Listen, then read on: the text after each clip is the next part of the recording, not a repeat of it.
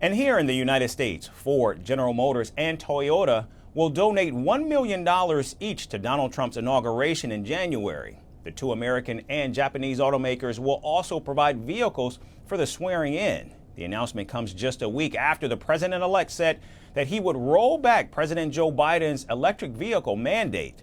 The regulation, which was signed by President Biden in March this year, remains one of the most significant climate regulations in the nation's history. It ensures that automakers only produce hybrid or fully electric vehicles by 2032 in a bid to reduce high carbon emissions that are linked to gas-powered vehicles. The standards would have reduced the fuel cost for average Americans by at least $6,000 per year.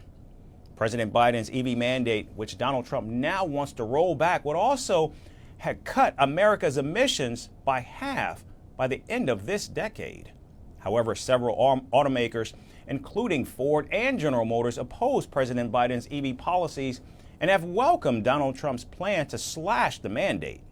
Throughout his electoral campaign, the Republican maintained that he was against the mandatory enforcement of replacing gas-powered vehicles with electric cars. I'm not making any final decisions on it. I'm a big fan of electric cars, but I'm a fan of gasoline-propelled cars and also hybrids and whatever else happens to come along. And you can't mandate that you can only buy an electric car. You know, for this country to build charging stations all throughout the nation will cost anywhere from $3 to $5 trillion. No country has enough money to do that. Now, rolling back President Biden's EV mandate would hurt several electric automakers, including Tesla, which is owned by Donald Trump's closest ally, Elon Musk.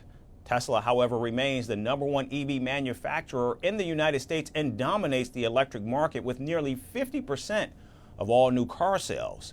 Now, despite being the closest of allies, Donald Trump said that the mandate unfairly gives an advantage to electric car makers, including Tesla.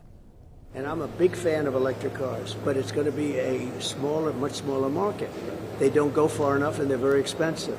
So what I would do is very strongly, I would rescind the mandate, because the mandate is ridiculous. People want to buy a gasoline-powered car, propelled car.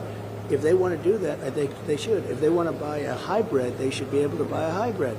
And what they've done is they're going to destroy our automobile industry. And I am a big fan of electric. I'm a big fan of Elon and other people involved in the electric car. Now, it's not just automobile manufacturers that are donating millions to the president's inauguration.